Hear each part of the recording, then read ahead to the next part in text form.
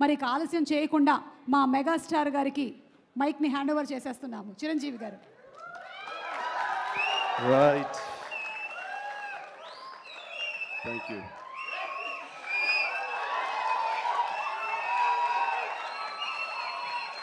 ఒక్క నిమిషం, ఉత్త గ్యాసే, సౌండ్ వచ్చిందా? రావట్లేదు.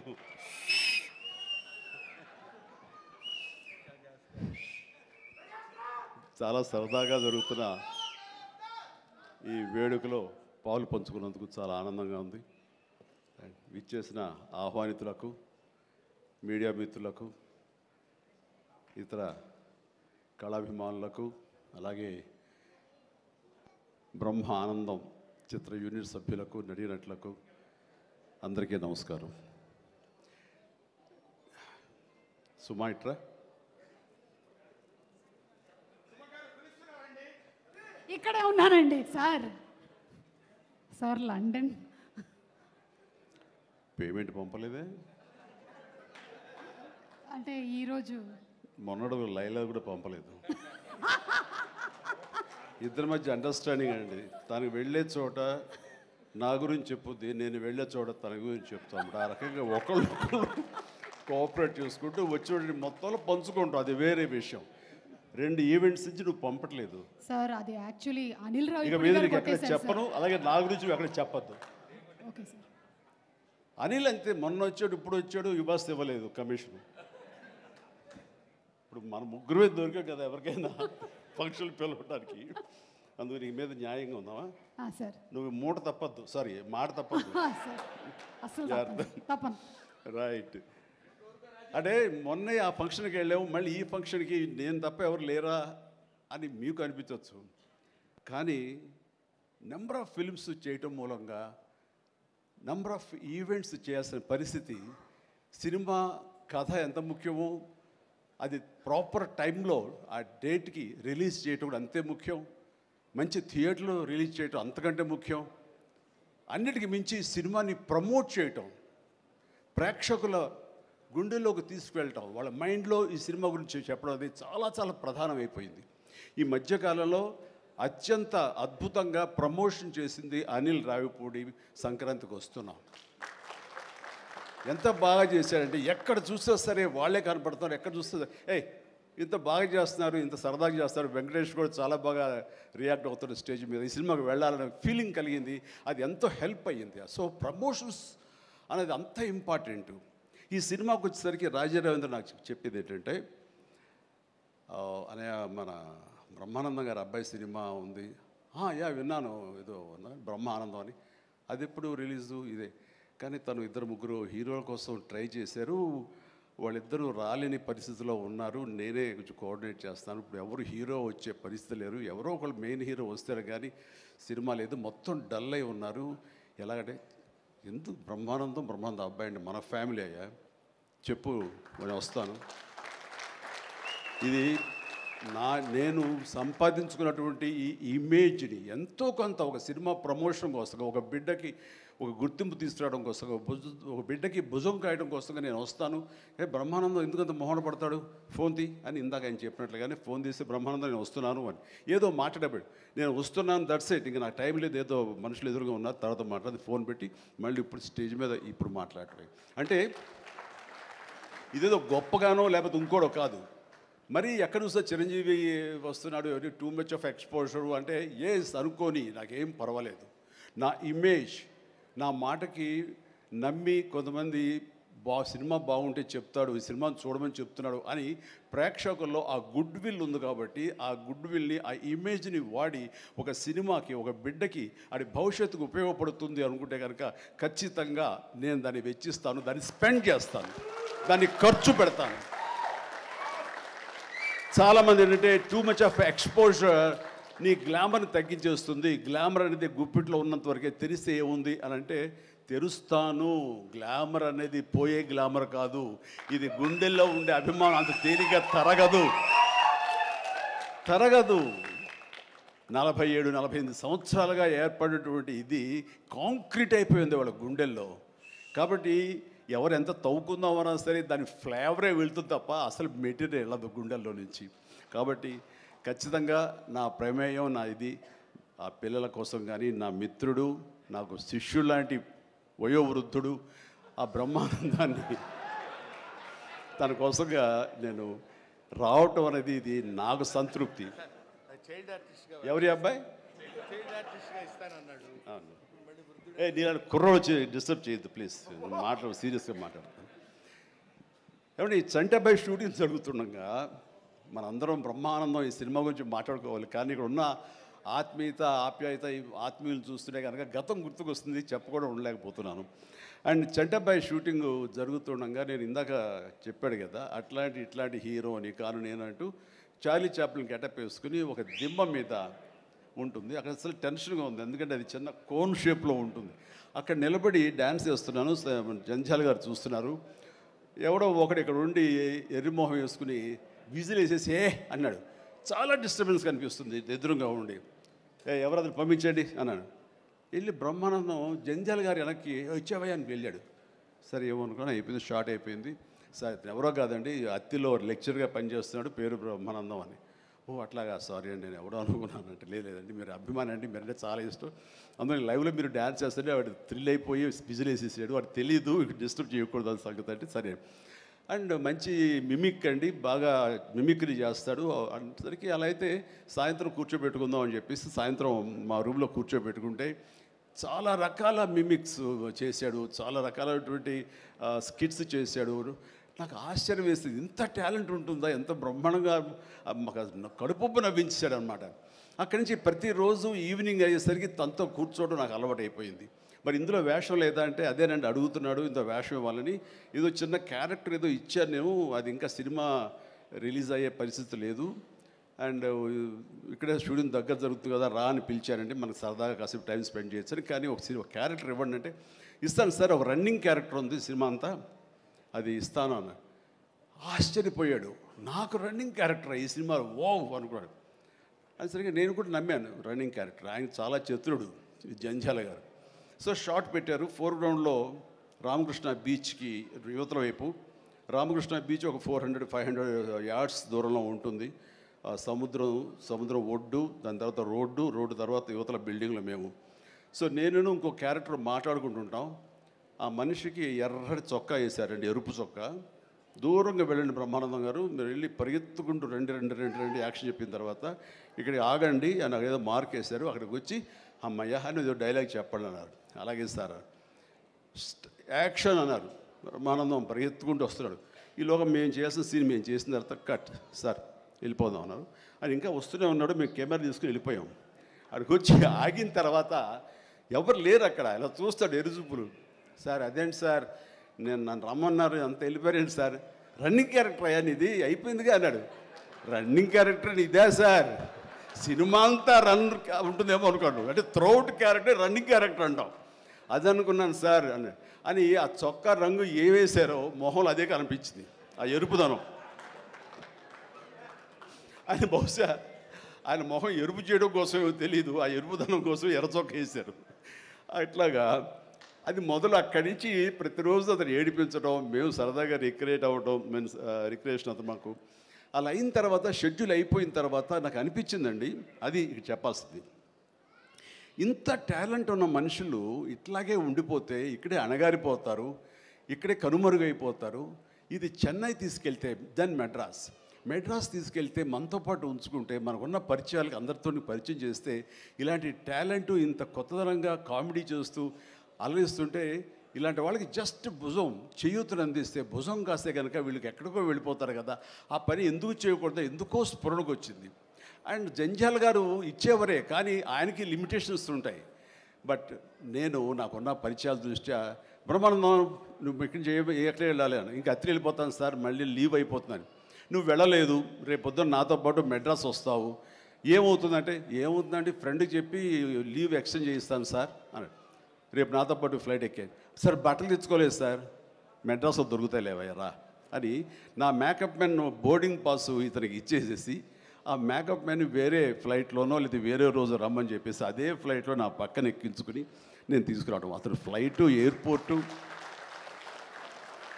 ఇవన్నీ కొత్త. సరిగ్గా ఇప్పుడు మీమ్స్లో మొహం పెడతాడు కదండి, ఎరుపు మొహం పెడతాడు కదా, రెడ్ ఫేస్ పెడతాడు కదండి, ఆ రెడ్ ఫేస్ అతనికి త్రోట్ అలా ఫిక్స్ అయిపోయింది. ఆ ఫ్లైట్ ఎక్కడం, ఆ ఎయిర్ హోస్టెస్ చూడటం ఇవన్నీ కలిపి. అండ్ ఆ తర్వాత ఇంటికి తీసుకెళ్ళాను. అసలు ఒక ట్రాన్స్లో ఉన్నాడని నాకు తర్వాత చెప్తాడు. వెళ్ళేసరికి ఈడెవడరా బాబు అసలు ఇంత ఎర్రటి ఫేస్ వేసుకుని వచ్చాడో అని మా తమ్ముళ్ళు ఇద్దరు చూసి వింతగా చూడటం, అన్నయ్య వచ్చి మన డైనింగ్ టేబుల్ మీద వీళ్ళు కూర్చోబెడికి భోజనం పెట్టడం, వాటితో పాటు టైం స్పెండ్ చేయటం, ఇవన్నీ చూస్తుండే వాళ్ళకి అన్నయ్యకి ఎంతో నచ్చితేనే కానీ ఒక మనిషిని ఇలాగా దగ్గర దరిచేరడం అని చెప్పేసి అనుకుంటూ వాళ్ళ ఆ రోజు నుంచి ఎక్కడ ఏ 100th ఫంక్షన్ జరిగినా, ఎక్కడ ఏ ముహూర్తాలు జరిగినా, ఎక్కడ ఏ పార్టీలు జరిగినా సరే బ్రహ్మానందాన్ని వెంట వేసుకుని నేను అందరి దగ్గరికి వెళ్ళటం, అక్కడికి వెళ్ళిన తర్వాత పెద్ద పెద్ద ప్రొడక్షన్ హౌసెస్ నిర్మాతలకు పరిచయం చేయటం, బ్రహ్మాండం చేవే అదే బిచ్చే అంటే వెంటనే ఆయన చేసేయటం, వాడికి భలే చేస్తున్నాడయ్యా అని అంటాం. అక్కడి నుంచి రావు గోపాలరావు గారు, రామలింగయ్య గారు ఇలాంటి క్యారెక్టర్ యాక్టర్ల దగ్గర ఆ షూటింగ్ ఉంటే అక్కడ చేయించడం, అలాగే కొండవీటి రాజా ఇలాంటి 100th ఫంక్షన్ జరుగుతుంటే కనుక రాఘవేంద్ర గారు, దేవి ప్రసాద్ గారు ఇలాంటి వాళ్ళ దగ్గర తను చేయించడం, ఇట్లాగా తనకి నేను అంబాసిడర్ని, తనకి ఏజెంట్ని అయ్యి తనకి టాలెంట్ని అందరికీ తెలిసేలాగా ఆ ప్రయత్నం చేశాను. ఎందుకంటే అంత టాలెంటెడ్, అంత పొటెన్షియాలిటీ ఉన్న వ్యక్తి వెళ్ళిపోకూడదు. ఈ రోజున ఎంతోమంది అలాంటి ఊపు లేక, అలాంటి ఉత్సాహం లేక, అలాంటి ప్రోత్సాహం లేక, అలా చేయూతించేవాళ్ళు లేక, ఎంకరేజ్ చేసేవాళ్ళు లేక ఎంతోమంది అణగారిపోయి ఉంటుంటారు మహానటులు. బట్ బ్రహ్మానందాన్ని అలా కాదని తీసుకొచ్చి చేసినందుకు ఇప్పటికీ మా ఇద్దరి మధ్య సత్సంబంధం ఉంది, ఆ ప్రేమానురాగాలు ఉన్నాయి, ఆ గురు శిష్యుల అనుబంధం ఉంది. అండ్ అది ఈ రోజున ఇలాంటి గొప్ప ఫీల్డ్లో, ఇంత అద్భుతమైన ఫీల్డ్లో ఇంతగా రాణించి బ్రహ్మానందం అంటే ఒక ఎన్ని రకాల అవార్డులు, Guinness book awards, Padma awards, ఇంకా ఒకటేంటండి ఎన్నెన్నో. ఒకసారి వాళ్ళ ఇంటికి వెళ్తే కనుక ఇంత పెద్ద హాల్ నిండా తనకు వచ్చేటువంటి మెమెంటోస్తో నింపేశాడు. అంటే ఎంత తన చరిత్ర అంతా కనపడుతుంది ఆ రూమ్లో. నాకు ఆశ్చర్యం వేసింది, అద్భుతం అనిపించింది.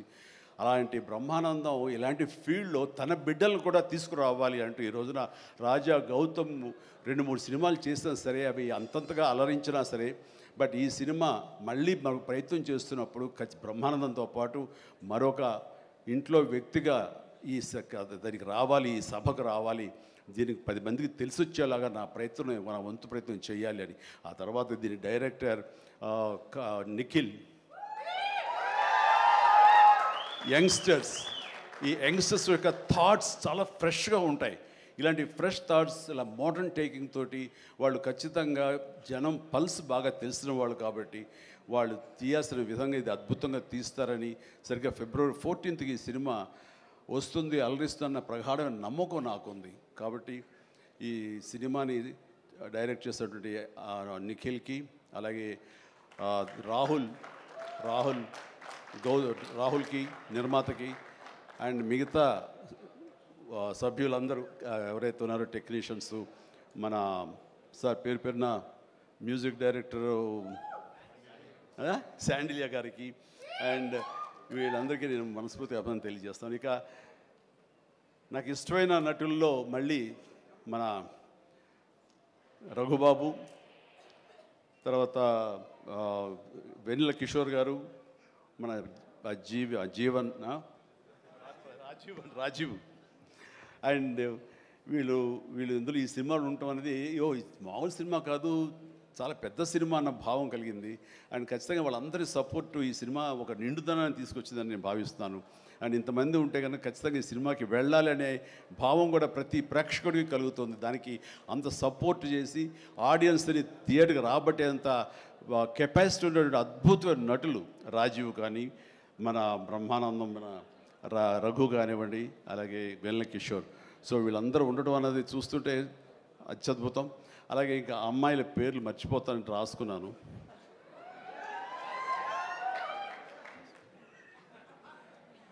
ప్రియా, ఐశ్వర్య, ద్వివేజ,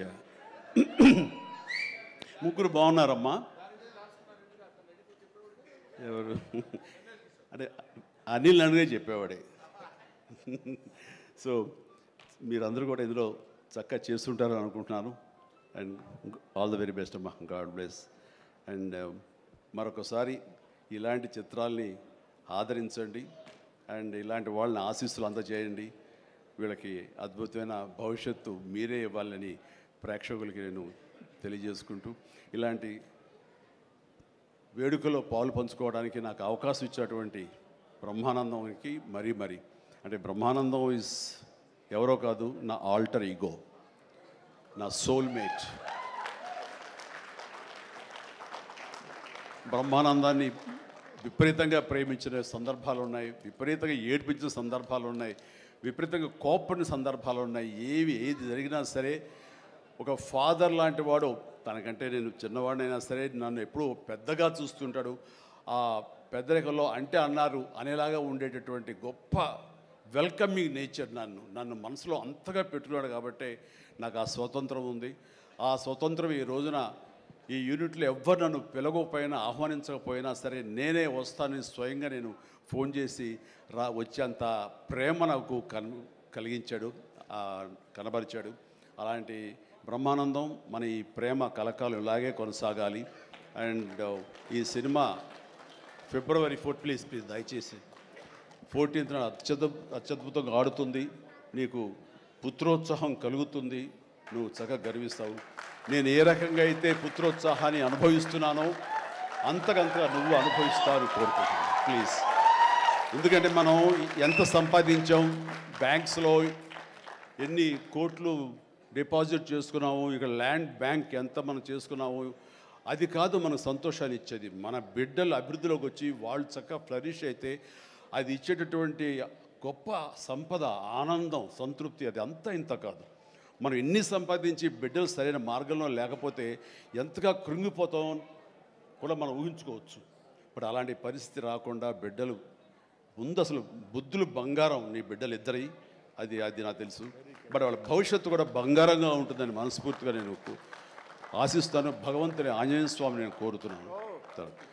ఇక కొసమెరుపు ఇక్కడ అనిల్ బాబు నాన్న గాడ్ బ్లెస్ యువరా. అండ్ అనిల్ రావుపూడి సినిమా అన్న దగ్గర నుంచి, అతను చెప్పిన లైన్ దగ్గర నుంచి నాకు కొత్త ఉత్సాహం వచ్చేస్తుంది. ఎప్పుడప్పుడు సెట్లకి వెళ్తాం, ఎప్పుడు ఆ కామెడీ చేద్దామని.